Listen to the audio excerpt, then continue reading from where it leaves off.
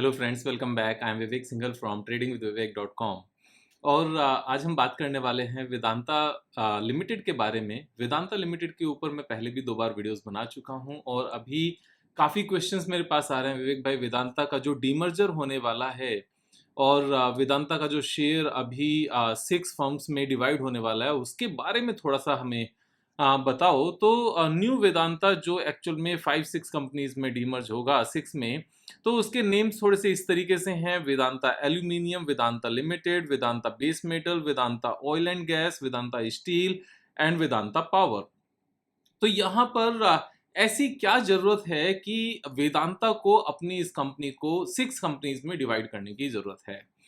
तो पहले तो मैं आपको थोड़ा सा बताना चाहूंगा कि अपनी कंपनीज को बहुत ज्यादा नंबर ऑफ कंपनीज में एक्चुअल में डिफरेंट बिजनेसेस नहीं है। जब हम मेटल की बात करते हैं तो वो मेटल ही है। अब हम उसको एल्यूमिनियम को अलग ले लें, बेस मेटल को अलग ले लें, उसमें जिंक को अलग ले लें और उसमें स्टील को अलग कर लें, ये बिजनेस तो एक ही है, राइट?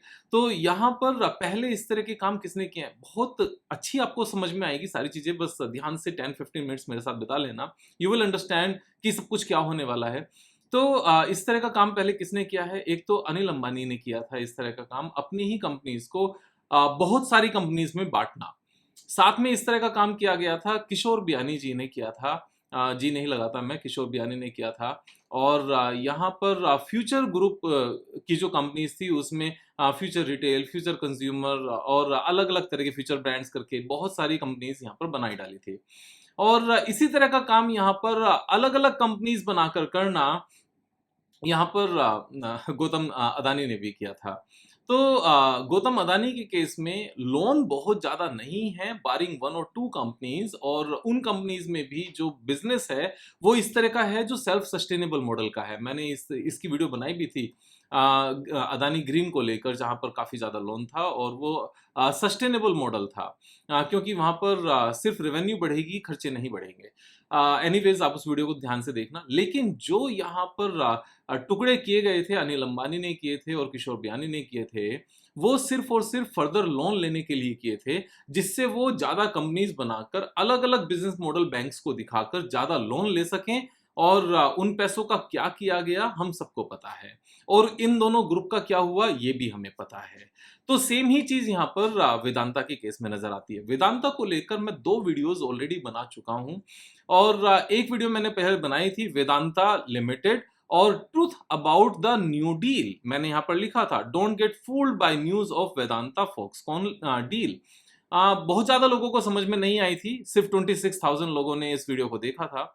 एनीवेज, उस बात से बहुत ज्यादा फर्क नहीं पड़ता। एक और वीडियो मैंने दोबारा बनाई, Vedanta a big scam question mark. इस वीडियो को काफी लोगों ने इसको देखा और समझा भी, 289,000 लोगों ने देखा इसको। तो जब ये पहली वाली वीडियो बनी थी तो यहाँ पर जो डेट थी न्यूज की, दैट वाज 13 सितंबर 2022।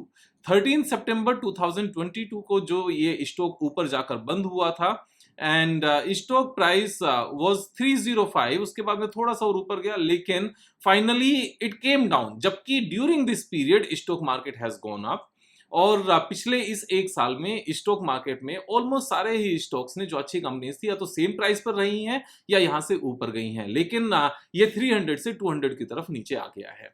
रीजन बड़ा सिंपल सा था, सेम ही न्यूज, क्योंकि उस पर्टिकुलर न्यूज पर इन्होंने एक अलग से मींस एडवर्टीजमेंट दिखा डाली थी न्यूज़पेपर में, और एडवर्टीजमेंट में ये चीज साफ साफ थी कि ये एडवर्टीजमेंट एक्चुअल में वेदांता लिमिटेड का यहां पर नाम दिया था, लेकिन जो करार होना था आपस में वो वेदांता लिमिटेड का नहीं होना था, वो वेदांता रिसोर्सेज का होना था। और यहां पर नरेंद्र मोदी जी का भी साथ में नाम जोड़ दिया था, जिससे लोगों को थोड़ा सा यहां पर विश्वास आए। एनीवेज, वीडियो पूरी देखोगे तो आपको ध्यान से समझ में आएगा। दूसरी वीडियो मैंने बनाई थी यहाँ पर जो वेदांता बिग स्कैम था, इसमें पूरा तरीका इनका समझाया था कि अनिल अग्रवाल जो यहाँ पर ओनर हैं, जो प्रमोटर हैं कंपनी के, किस तरीके से पहले जब स्टॉक प्राइस सस्ता था तो डीलिस्ट करने की बात की गई। डीलिस्ट यहाँ पर फेल हो गई, क्योंकि जो इंस्टीट्यूशंस थे, डीआईआईज, एफआईआईज, उन्होंने डीलिस्ट उस सस्ते प्राइस पर नहीं करने दिया। तो इन्होंने अपने ही शेयर्स को मार्केट से परचेज करना शुरू किया। मार्केट से शेयर परचेज करने के लिए पैसा कहां से आया? अपने ही शेयर्स जो थे इनके पास ऑलरेडी, उनको मार्केट में गिरवी रखा, पैसा मार्केट से उधारी पर उठाया, उस पैसे से अपनी ही कंपनी के शेयर परचेज किए, स्टॉक प्राइस ऊपर गया और अपने उस लोन को उतारने के लिए कंपनी ने जो पैसा कमाया उसको डिविडेंड के रूप में डिवाइड कर दिया। और वहां पर जो कंपनी की सिचुएशन थी इस हद तक बदतर हो गई कि जो इन्होंने पिछले 3 साल में पैसा कमाया, 15,000 करोड़, 23,000 करोड़ एंड 14,000 करोड़, ये ऑलमोस्ट 60,000 करोड़ रुपीस जो पैसा है, 60,000 करोड़ कहें या 55,000 करोड़ रुपीस कहें, और इस 55,000 करोड़ रुपीस से जो ये इनके ऊपर पूरा लोन था 57,000 करोड़ रुपीस का, इसको पूरा रीपे कर सकते थे। और जो यहाँ पर रीपे करने के बाद में कंपनी डेट फ्री हो सकती थी। कंपनी डेट फ्री तो हुई नहीं, यहाँ पर डेट और बढ़ गया, 66,000 करोड़ का हो गया, और जो रिजर्व है वो यहाँ पर और कम हो गया क्योंकि डिविडेंड के रूप में बांट दिया गया। और अभी ऐसी सिचुएशन है कि ऑलमोस्ट सारी ही कंपनीज जो यहाँ पर अगर हम यहाँ पर रैंकिंग की बात करने लगे, रेटिंग की बात करने लगे, वेदांता लिमिटेड, और यहाँ पर रैंकिंग की बात करें, अगर डेट रैंकिंग की बात करें तो इसको डाउनग्रेड करने की बातें चल रही हैं। और $2.5 billion debt bill show risk ahead for Vedanta, ये मे की बात है। और यहाँ पर रेटिंग रैशनैले और S&P global cuts Vedanta resources rating, जो इनकी ओनर कंपनी है, यहाँ पर सब मीन्स हालत खराब हुई पड़ी है इनकी। और अभी वापस से और लोन लेने की बात करें, आपको जानकर ये आश्चर्य होगा, वैसे आश्चर्य के नाम से आश्चर्य बंसल जो मेरा दोस्त है वो याद आया था। यहाँ पर आपको काफी शॉकिंग लगेगा ये चीज जानकर कि अभी जो इन्होंने यहाँ एक लोन उठाया है मार्केट से, और वो लोन इन्होंने काफी हेफ्टी अमाउंट पर उठाया है, 12% रेट पर। अगर आप यहाँ पर पढ़ोगे इसको डिटेल में तो आपको नजर आएगा, they have secured a loan of 2,500 crore rupees through unrated, unlisted, non-convertible debentures with a maturity period of 1 year and 6 months, यानी कि 1.5 year, offering interest rate of 12%। अभी 12% में भी जो इन्होंने ये पे करना है वो क्वार्टरली है, इंटरेस्ट पे करना है।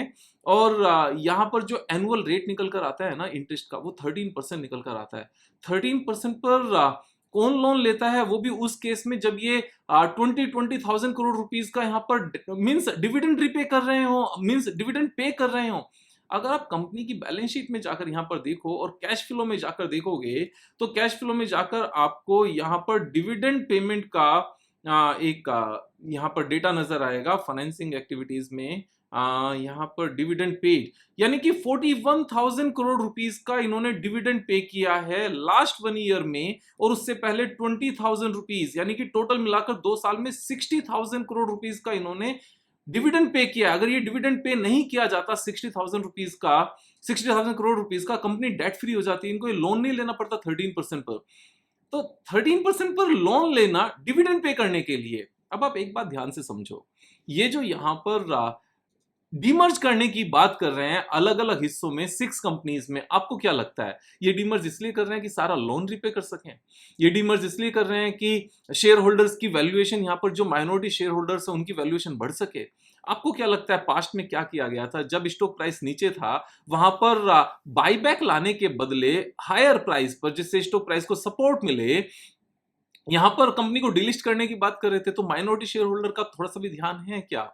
माइनॉरिटी शेयर होल्डर का ध्यान अगर होता तो कंपनी को 60,000 करोड़ रुपीस का यहाँ पर जो डिविडेंड पे किया, उसको डिविडेंड पे करने के बदले यहाँ पर कंपनी को डेट फ्री नहीं बना देते। अगर कंपनी को डेट फ्री यहाँ पर बनाया जाता तो आप सोचो, जो 1 साल का इंटरेस्ट पे करती है कंपनी 7,000 करोड़ रुपीस, इतने से तो नेट प्रॉफिट बढ़ जाता कंपनी का। जो 12,000 करोड़ रुपीस में 7,000 करोड़ रुपीस का इंटरेस्ट जो पे किया वो सारा का सारा वहां बढ़ जाता, और इस पैसे को जो हर साल 20,000 करोड़ आते, कितनी कंपनी सीधी सीधी परचेज की जा सकती थी, कितना बिजनेस बढ़ाया जा सकता था।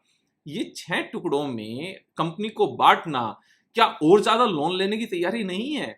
यहाँ पर मुझे बहुत ज्यादा ना तो इस बात को कहने की जरूरत है, ना ही बहुत ज्यादा आपको क्लैरिटी देने की जरूरत है, ना ही यहाँ पर आपको कन्विंस करने की जरूरत है। कन्विंस करने का तो कोई पॉइंट ही नहीं है। लेकिन because everybody is talking about that this will unlock the share holders value, it will not unlock the shareholders value, rather it will make the management eligible to take more loan from the market.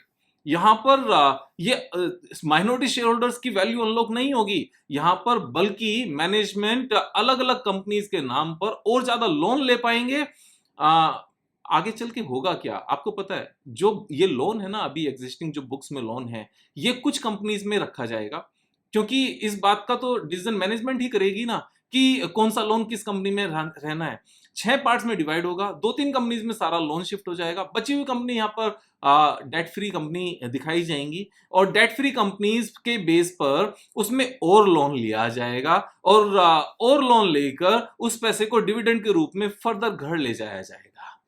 यहाँ पर मुझे ज्यादा कुछ कहने की जरूरत नहीं है, but because a lot of people are asking this same question, विवेक भाई, what is your take on this demerger that is going to happen again? So it becomes my social responsibility, my moral responsibility, forget everything, it becomes my responsibility towards my subscribers, towards my followers, जिनको लगता है कि विवेक भाई शायद यहाँ पर आकर सच बताएंगे हमें, तो ये मेरी रिस्पॉन्सिबिलिटी है, इसीलिए मैं आकर आपको बता रहा हूँ। क्या करना है स्टॉक में वो आपने देखना है यहाँ पर, लेकिन सिनेरियो क्या है ये बताना मेरा काम है, क्योंकि शायद आपको बिजनेस अंडरस्टैंडिंग उतनी नहीं है, इसीलिए आप धीरे धीरे सीखने की कोशिश करते हो। तो यहाँ पर चीजों को समझा करो। आप एक चीज और समझना, शॉर्ट टर्म में किसी भी स्टॉक प्राइस में कुछ भी हो सकता है, बेकार स्टॉक ऊपर जा सकता है और अच्छा स्टॉक नीचे जा सकता है, लेकिन हमें कभी भी उस चीज को सच नहीं मानना चाहिए। सच ये होता है कि हम शॉर्ट टर्म में ट्रेडिंग करें, लेकिन लॉन्ग टर्म सस्टेनेबिलिटी कंपनी की उस बात को ध्यान में रखकर, अगर लॉन्ग टर्म में कंपनी की सस्टेनेबिलिटी स्ट्रांग है तो आप शॉर्ट टर्म में भी ट्रेडिंग कर सकते हो, मिड टर्म में भी ट्रेडिंग कर सकते हो, लॉन्ग टर्म में भी ट्रेडिंग कर सकते हो। क्योंकि अगर शॉर्ट टर्म में ट्रेडिंग करते हुए कंपनी अगर अच्छी है, थोड़ा सा नीचे स्टॉक प्राइस आ भी गया किसी रीजन से, तो आप उसको होल्ड कर सकते हो और वापस से वो कंपनी आपको प्रॉफिट देकर जा पाएगी। और क्योंकि हमें नहीं पता कौन सा स्टॉक शॉर्ट टर्म में अच्छा करेगा, कौन सा बेकार करेगा, इसीलिए मैं हमेशा कहता हूं एक स्टॉक में 5% से ज्यादा पैसे मत लगाओ। लेकिन यहां पर जो इंटेंशंस हैं वो बिल्कुल साफ साफ हैं। जब हम यहाँ पर न्यूज में देखते हैं ना कि न्यूज यहाँ पर क्या कहती हैं, और मैं यहाँ पर फर्दर और पीछे जाता हूँ, और एक बार फिर पीछे जाते हैं, और यहाँ पर एक बार फिर से सर्च करते हैं वेदांता डीमर्जर, और यहाँ जब इसको सर्च करते हैं तो आपको थोड़ा सा जानकर ये अचंभा होगा फिर से कि इस तरह की बात की जाती है, Vedanta to spin off list 5 more commodities business to unlock value. यहां पर वैल्यू अनलॉक किसकी होगी ये आप खुद से समझदार हो और खुद से समझ सकते हो कि यहां पर कौन क्या करने के मूड में है और क्यों 6 पार्ट्स में बांटा जा रहा है। डोंट फॉरगेट, अनिल अंबानी ने भी यही किया था, किशोर बियानी ने भी यही किया था, तो वहां पर दोनों कंपनीज ने ज्यादा लोन लेने के लिए इस काम को किया था। अदानी ने भी यही किया था, लेकिन अदानी ने ज्यादा लोन लेने के लिए इस काम को नहीं किया, बल्कि हायर वैल्यूएशन के लिए इस काम को किया। और अगर किसी भी कंपनी की वैल्यूएशन हायर होती है तो उसको वैल्यू अनलॉकिंग कहते हैं, शेयर होल्डर्स के फेवर में, ना कि ज्यादा लोन लेने से किसी भी कंपनी की वैल्यू अनलॉक होती है। स्टॉक प्राइस के ऊपर जाने को यहां पर वैल्यू अनलॉकिंग कहते हैं, वैल्यूएशन बढ़ने को वैल्यू अनलॉकिंग कहते हैं, ज्यादा लोन लेने को अलग अलग टुकड़ों में बांटकर उसको वैल्यू अनलॉकिंग नहीं कहा जाता। तो यहां पर लास्ट 3 एग्जांपल्स मैंने दिए हैं, उनमें से 2 एक कैटेगरी के हैं, एक अलग कैटेगरी का है। और ये वाला जो एग्जाम्पल है वेदांता का, ये फर्स्ट 2 कैटेगरीज में आता है, जिसको किशोर बियानी और अनिल अंबानी कहते हैं। कितने सक्सेसफुल होंगे, कितने नहीं होंगे, what will happen to the stock price in near term, ये कहना बड़ा मुश्किल है। लेकिन जो ये स्टेप है ये माइनॉरिटी शेयर होल्डर्स के फेवर में बिल्कुल भी नहीं है। इस बात को मैं अपने पॉइंट ऑफ व्यू से कह रहा हूं। आप अपने स्टॉक्स में जो भी ट्रेड करोगे उसके लिए खुद रिस्पॉन्सिबल हो। मेरी रिस्पॉन्सिबिलिटी यहाँ पर 0 आप मानकर चलो। जो चीज़ मुझे समझ में आती है, जैसे मुझे समझ में आती है, डेटा के बेस पर, अपने एक्सपीरियंस के बेस पर, मैं वो बात आपके साथ में रख रहा हूँ। लेकिन आप ट्रेडिंग अपने हिसाब से करेंगे, प्रॉफिट होगा आपका होगा और लॉस होगा तो वो भी आप ही का होगा। सोच समझ कर ट्रेड करें। जो आपके लीगल एडवाइजर्स हैं, जो इन्वेस्टमेंट एडवाइजर्स हैं, उनके कहने से ट्रेड करें या अपनी समझ से ट्रेड करें। मेरे समझ से यहाँ पर फैक्ट्स को समझने की कोशिश करें, दैट्स इट। यहाँ पर मैं अपना एक्सपीरियंस आपके साथ शेयर करता रहूंगा। आपने दोस्तों के साथ शेयर करना है, सब्सक्राइब करना भी है, सब्सक्राइब कराना भी है, और कल फिर मिलेंगे एक नए वीडियो के साथ। तब तक जय हिंद, जय भारत।